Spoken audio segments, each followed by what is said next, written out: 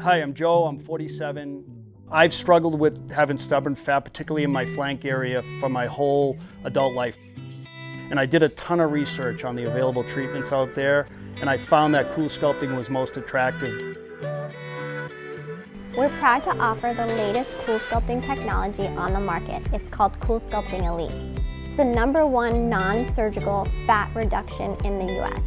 You're born with all of your fat cells. They either grow in size or shrink in size. So CoolSculpting works by freezing those fat cells, and it permanently reduces your fat cells by 20 to 25%. There's no downtime. It's not painful. You can start seeing results at about 30 days. We tend to have people come in at 60 days and also 90 days, and that's really when you see the best results. Our team is dedicated to education, and all of our team has been trained at CoolSculpting University.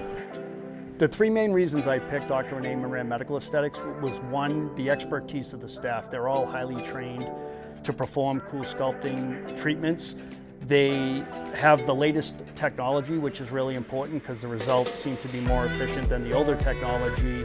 And the staff had showed me extremely effective results with their before and after pictures.